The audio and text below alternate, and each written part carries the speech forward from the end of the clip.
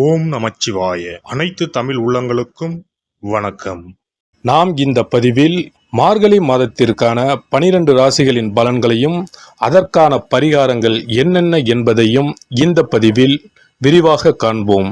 எல்லோர் வாழ்விலும் வளமும் நலமும் செல்வ செழிப்பும் பெற எல்லாம் வல்ல இறைவனை வேண்டுகிறேன். ஓம் நமச்சிவாய. கும்பராசி அன்பர்களுக்கு அவிட்டம் 3ஆம் பாதம் முதல் சதயம் பூரட்டாதி 3ஆம் பாதம் வரை நிதி சார்ந்த விஷயங்களில் பெரிய அளவில் முன்னேற்றத்தை எதிர்பார்க்கலாம். இந்த மாதத்தில் நீங்கள் தொழில் வியாபாரத்தில் முன்னேறவும் நீங்கள் யார் என காட்ட நல்ல வாய்ப்புகள் கிடைக்கும். கடந்த காலத்தில் நீங்கள் செய்த கடின உழைப்புக்கு சிறப்பான பலனையும் நல்ல லாபத்தையும் இப்போது அறுவடை செய்ய வாய்ப்புள்ளது. தொழிலில் கூட்டாளிகள் மூலம் நல்ல ஒத்துழைப்பும் லாபத்தை பெற்றிடவும் முடியும். வாழ்க்கை துணையுடன் அன்பும் நெருக்கமும் அதிகரிக்கும். வீடு மாற்றமும் இடமாற்றமும் திருப்தி தரும். கணவன் மனைவிக்குள் ஒருவரை ஒருவர் புரிந்து செயல்பட்டால் மன அமைதி கிடைக்கும். பிள்ளைகளின் உயர் படிப்பின் விளைவாக வேலையின் நிமித்தமாகவோ வெற்றி உண்டு. உடன் பிறந்தவர்களை கொஞ்சம் அனுசரித்து செல்வது நல்லது.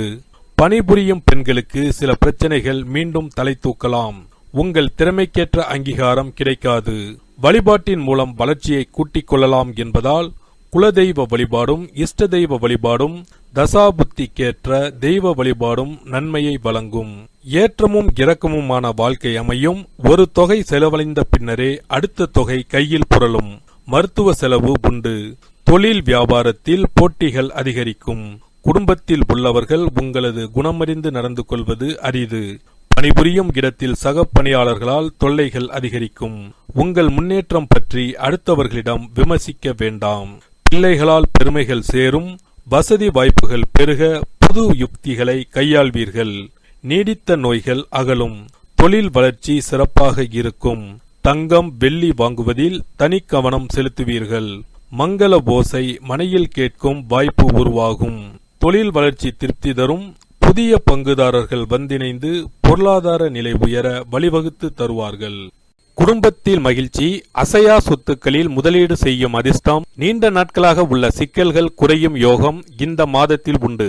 உங்களின் அனைத்து விதமான செயல்பாடுகளும் பொருளாதார ரீதியாக மேன்மையை தரும். தொழில் வியாபாரத்தில் சந்தை சூழ்நிலை சாதகமாக இருப்பதால் உங்கள் பொருட்களுக்கு நல்ல விலை கிடைத்து சிறப்பான லாபங்களை அடைவீர்கள். மறைமுக எதிர்ப்புகள் குறைந்து நல்ல வளர்ச்சி ஏற்படும். வேலையாட்களின் கோரிக்கைகளை நிறைவேற்றுவீர்கள். திங்கள் செவ்வாய் புதன் வியாழன் ஆகிய நாட்களில் நல்ல வாய்ப்புகள் கிடைப்பது மட்டுமல்லாமல் உங்கள் முயற்சிகளுக்கு அனுகூலமான பலன்களை அடைவதற்கான யோகமும் உண்டு. சாதுரியமாக பேசி காரியம் சாதிப்பீர்கள். பணவரவு கணிசமாக உயரும். சமயோஜித புத்தியால் சாதிப்பீர்கள். வெளிவட்டாரத்தில் செல்வாக்கு கூடும். அரசு சம்பந்தப்பட்ட வேலைகள் சாதகமாகும். பணப்புழக்கம் அதிகரிக்கும். செலவுகளும் உண்டு. பிரபலங்களின் நட்பு கிடைக்கும். உறவினர்களின் வருகையால் வீடு களை கட்டும். குடும்பத்தில் உங்கள் கை ஓங்கும். வாரிசு இல்லையே என வருந்திய தம்பதியருக்கு குழந்தை பாக்கியம் உண்டாகும். மகளின் கல்யாணத்தை ஊரே மெச்சும்படி நடத்துவீர்கள். கடனாகவும் கைமாற்றாகவும் பணம் திரட்டி புது வீடு கட்டி குடிபுகுவீர்கள். மகனுக்கு வெளிநாட்டு நிறுவனத்தில் வேலை கிடைக்கும். பழைய மனையை எதிர்பார்த்த விலைக்கு விற்பீர்கள். அரசாங்கத்தாலும் அரசியல்வாதிகளாலும் ஆதாயம் உண்டு. நிலுவையில் இருந்த வழக்கில் சாதகமான தீர்ப்பு வரும். சில காரியங்களில் அலைச்சலும் சிரமமும் இருக்கும். புதிதாக ஆடை ஆபரணங்கள் வாங்குவீர்கள்.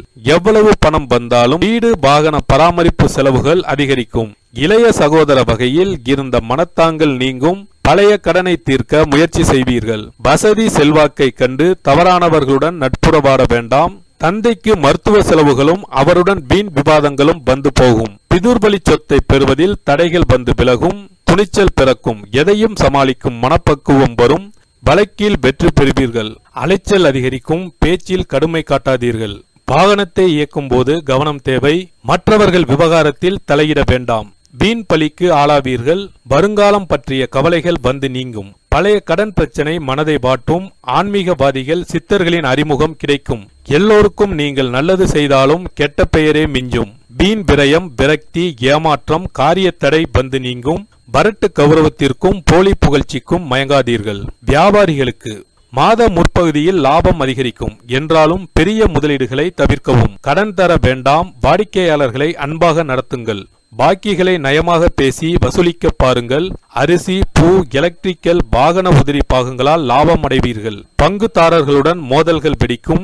உத்தியோகஸ்தர்களுக்கு இம்மாதம் சாதகமாக இருப்பதால் அலுவலகத்தில் மரியாதை கூடும். வேலை சுமை அதிகரிக்கும். சில நேரங்களில் அதிகாரிகள் கூடுதலாக உங்களுக்கு வேலைகளை தருவார்கள். சலித்துக் கொள்ளாமல் அந்த வேலைகளை முடித்துக் கொடுப்பது நல்லது. உங்கள் உழைப்பிற்கு அங்கீகாரம் இல்லாமல் போகும். பதவி உயர்வு, சம்பள பாக்கியை போராடி பெறுவீர்கள்.